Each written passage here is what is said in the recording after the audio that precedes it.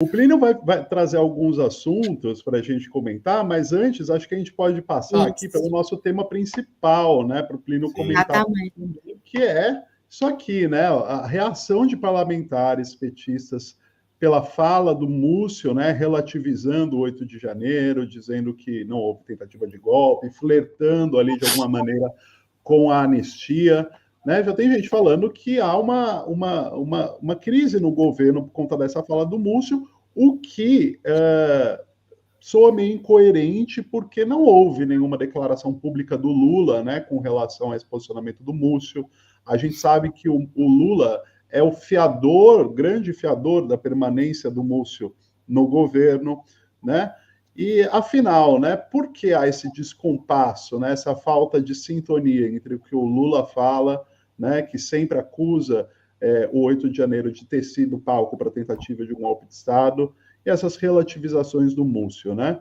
Enfim, se a Ana, eu vou pedir para a Ana comentar essa notícia rapidamente, antes de passar para o Plínio, só para dar os detalhes aí do que os parlamentares petistas falaram e quais foram as declarações do Múcio, né, exatamente.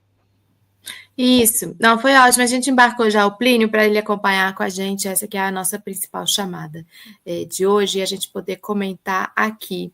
Essa matéria que a gente está expondo aí, está apresentando, ela foi feita pelo Kleber Lourenço. O Kleber fez uma apuração com alguns parlamentares. Ele falou com o Zaratini, ele falou com o Rogério Correia, também, Zaratini, deputado do PT, Rogério de São Paulo, Rogério Correia do PT de Minas.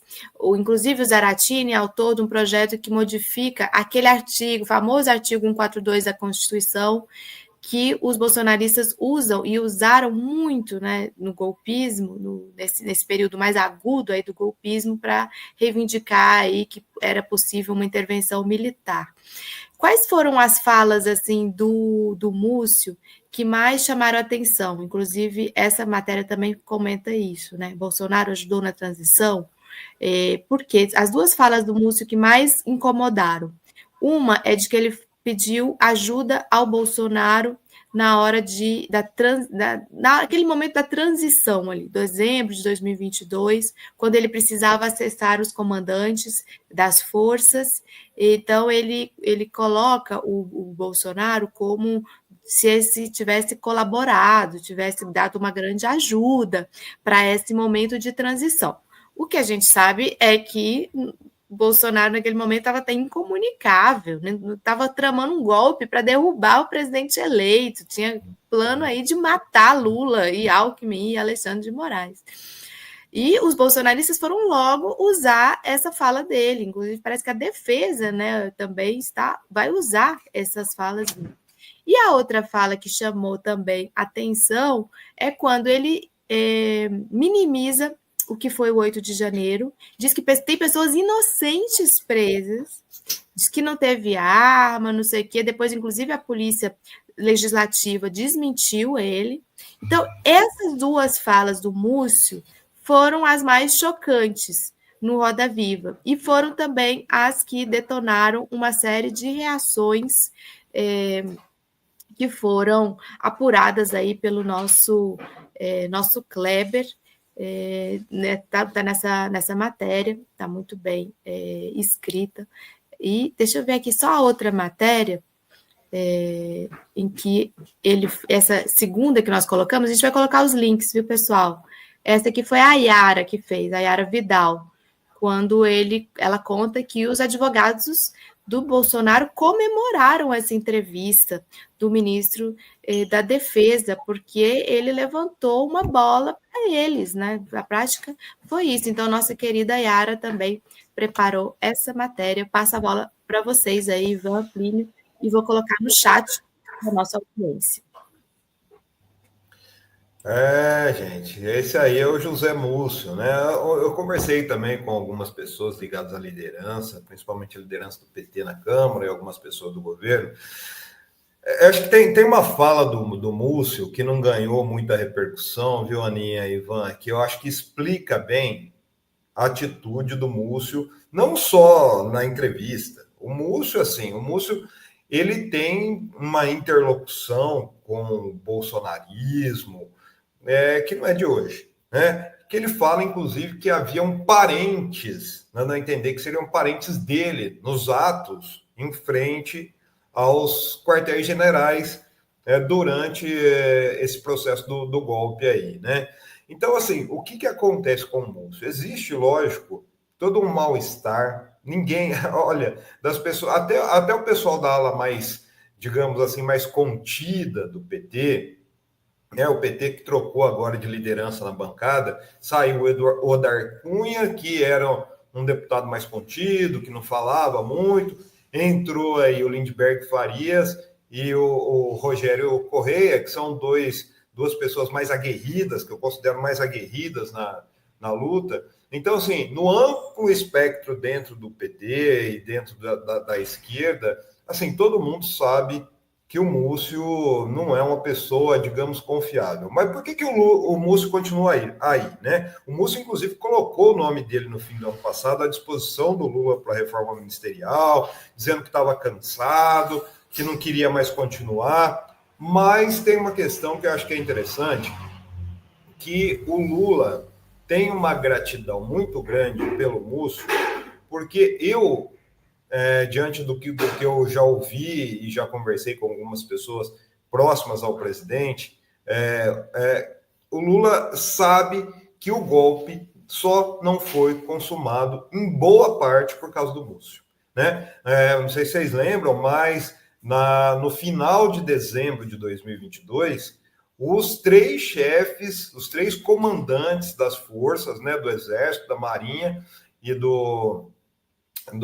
da Aeronáutica, colocaram o cargo à disposição, chegaram a deixar, e não havia quem assumisse, principalmente no Exército, não havia quem assumisse. Esse que está na foto aí, né, o Tomás, o general Tomás aí, que agora é o comandante do Exército, né, ele também sabia disso, ele foi um dos que resistiram dentro, segundo dizem aí, dentro do comando do Exército, a adesão ao golpe, né? Mas o que havia? Havia todo um clima de golpismo ali dentro. E o Múcio foi o responsável por lá fazer essa interlocução, porque, inclusive, não haviam militares de alta patente, inclusive quem fez essa garimpagem à época foi o general G. Dias, que quisesse ter uma interlocução com o governo. Então, isso fez com que o Múcio fosse colocado, ele tivesse essa importância dentro do governo que é dado pelo Lula, né? E fosse mantido até hoje. Agora sim, a gente sabe onde a banda toca, né, gente? O Múcio é uma pessoa mais alinhada. O Múcio sempre tem uma história aí junto com o Centrão, né? E assim, na alta cúpula conspiracionista.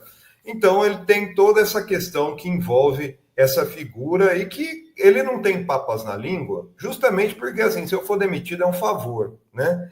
Então, por isso que ele vai lá no Roda Viva e foi lá no Roda Viva e fez o que fez. Mas a grande questão é o seguinte, acaba, lógico, dando força para esse discurso, principalmente esse discurso que está em embate ali na Câmara dos Deputados, em relação à anistia, né? A anistia e a tentativa aí de se colocar o Bolsonaro nas eleições de 2026, viu? Aliás, é disso também que eu acabei de subir uma matéria ali, né, Ivan? Sim. Não, pois é, Plínio, só para fechar essa parte do Múcio, a gente trouxe essa matéria aqui sobre a reação do coordenador do grupo Prerrogativas sobre essa declaração, sobre essas declarações, né, do Múcio relacionadas ao 8 de janeiro, a tentativa de golpe e tudo mais. Esse coordenador é o Marco Aurélio Carvalho, né, que assina uma nota divulgada pela Prerrogativas. O Prerrogativas, só para contextualizar, é um grupo que reúne juristas, advogados, magistrados, estudiosos do direito e tudo mais, que seguem uma corrente progressista e que são muito próximas a Lula, né? Os advogados do Prerrogativas estão ali no círculo mais próximo do presidente Lula, o próprio Marco Aurélio Carvalho, que é quem assina esta nota do Prerrogativas, ele já chegou a ser cotado para ministro da Justiça. inclusive, né? Ele é muito próximo ao presidente Lula. E ele critica de maneira bem incisiva essa declaração, essas colocações do Múcio, né? Só para reproduzir um trecho aqui da nota do Marco Aurélio Carvalho, abre aspas. As declarações de Múcio são estarrecedoras, gravíssimas. Quero acreditar que sejam fruto de um equívoco superável. Nunca houve na história de nenhum país do mundo uma tentativa tão fartamente documentada de golpe de Estado como a que assistimos no Brasil. Há mandantes, métodos, financiamento, comando. Algo que não se pode ignorar ou relativizar. E aí o Marco Aurélio prossegue falando que Múcio insultou aqueles que defendem a democracia. Enfim, é uma nota bastante dura.